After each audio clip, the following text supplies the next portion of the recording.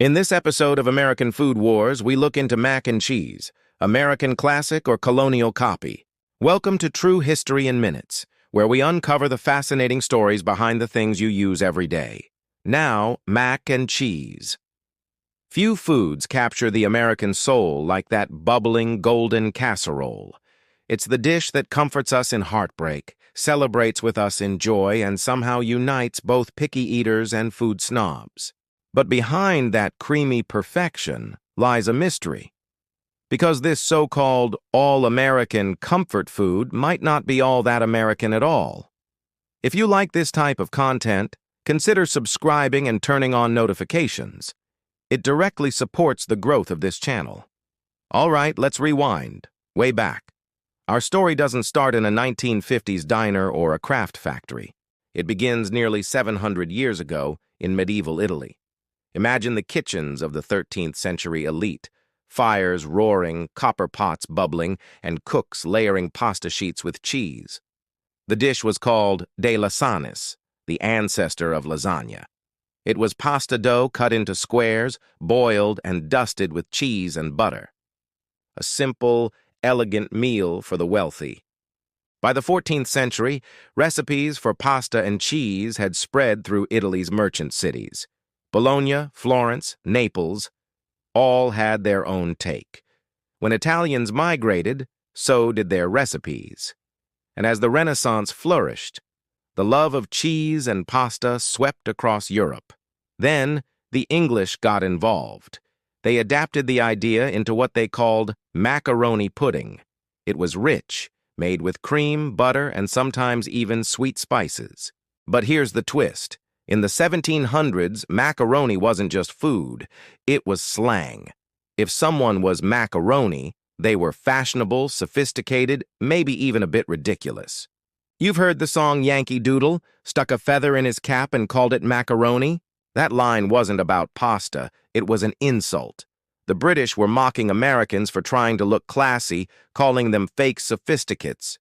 Ironically, 2 centuries later, Americans would make macaroni their most beloved comfort food. Now, enter one of America's founding fathers, Thomas Jefferson. While serving as U.S. ambassador to France in the 1780s, Jefferson fell hard for European cuisine. He was fascinated by pasta machines and the concept of macaroni pie. He imported pasta from Naples and even drew sketches of pasta-making devices, determined to bring this exotic dish home. But the man who actually made it happen wasn't Jefferson. It was James Hemings, his enslaved chef. Hemings was trained in French culinary arts while accompanying Jefferson in Paris. He became a master chef, fluent in French, skilled in sauces, and deeply creative. When they returned to Virginia, Hemings brought those techniques back to Monticello. Among the many dishes he refined was a baked macaroni and cheese casserole, rich, buttery, and baked until golden. Think about that. The earliest version of American mac and cheese was likely created by an enslaved man blending French techniques, Italian inspiration, and American ingredients. It's one of the first examples of true fusion cuisine on American soil. Yet history nearly erased Hemings' name. Cookbooks of the time simply called it a fine macaroni dish. Jefferson got the credit, Hemings got forgotten. It's a haunting reminder of how deeply black chefs shaped American cuisine while being denied their stories. As the 19th century rolled in, macaroni and cheese began appearing in American cookbooks. The Virginia Housewife by Mary Randolph, published in 1824, included a recipe calling for macaroni, butter, and cheese baked in layers. Sound familiar? That's the baked version we know today. For white upper-class families, it became a showpiece dish, a taste of refinement. For black cooks, it was something more personal, a recipe passed down, adapted, and owned in spirit, if not in name. Then came the Industrial Revolution, and with it, the democratization of comfort food. Pasta, once imported and expensive, became cheap to produce.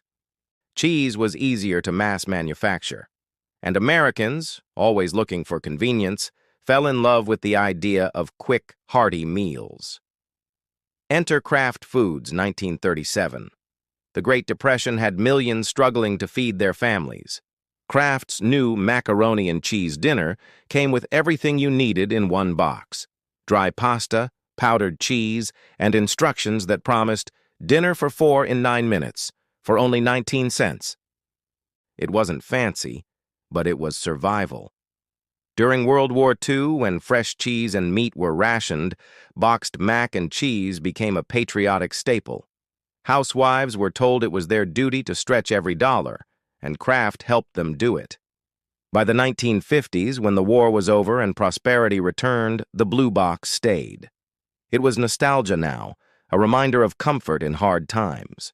Advertisers began marketing it to kids, students, and busy parents. The message shifted from necessity to convenience. But while boxed mac and cheese filled supermarket shelves, another version lived on: the baked mac and cheese of the Black American South. You know the one, bubbling hot with a sharp cheddar crust and layers of noodles soaked in creamy sauce, a dish that takes hours to make but seconds to devour. For many African American families, baked mac and cheese became a centerpiece of Sunday dinners, holidays, and celebrations, a culinary heirloom. The contrast between the boxed and the baked became a cultural divide. Same ingredients, different stories.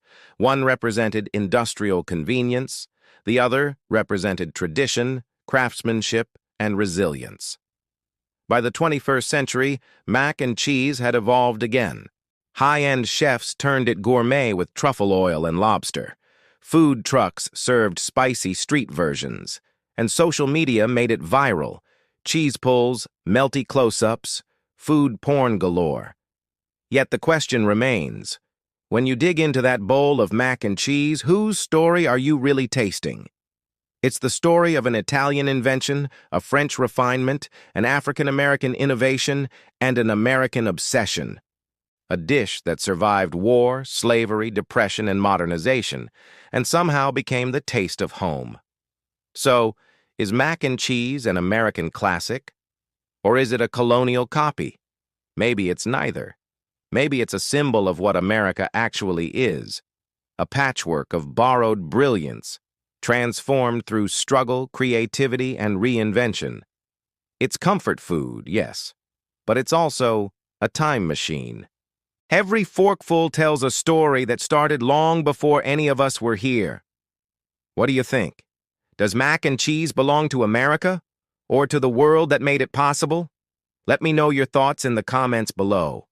And tell me, what food should we uncover next on American Food Wars?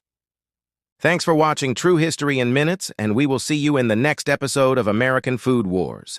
Don't forget to like, subscribe, and hit that bell so you don't miss it.